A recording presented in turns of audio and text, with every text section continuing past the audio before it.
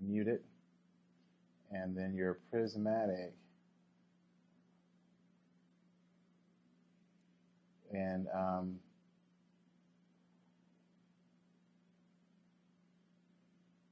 your varied saturation. And we just kind of take a quick look at, to get your muteds, this is an example here of complementary mixing. And so on the one end of the spectrum,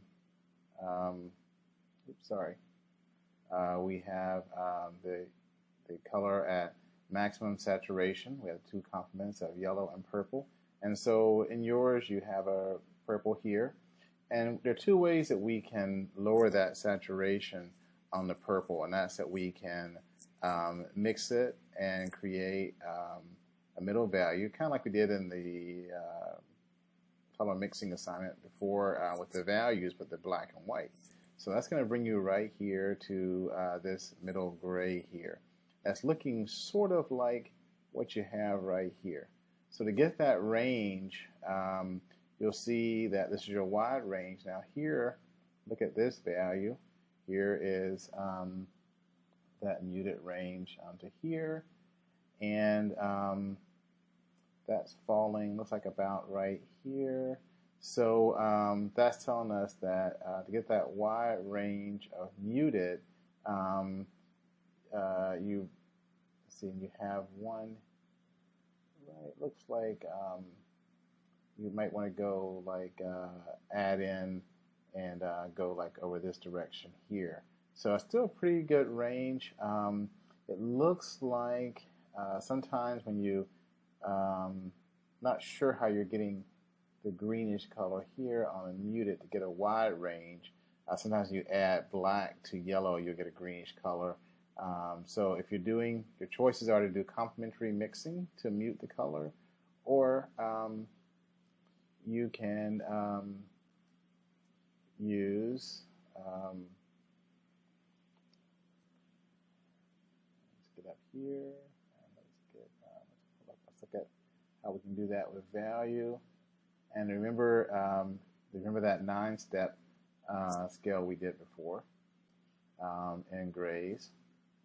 And so we're going to do very similar, where you've selected your hue, and you'll see that to change the saturation, you essentially add a gray, and each step where the gray is added along the way, you'll see how we're lowering the saturation.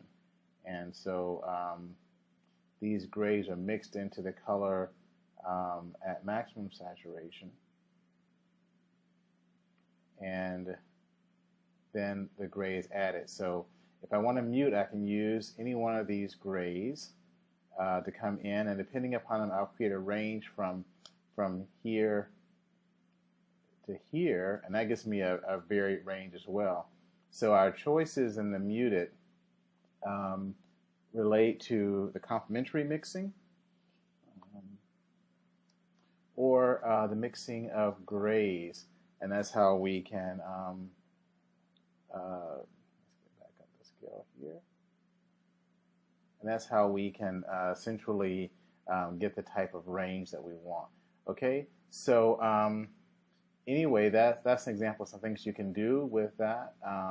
Another thing that you can do is look at your prismatic color, and that's where you want to start looking.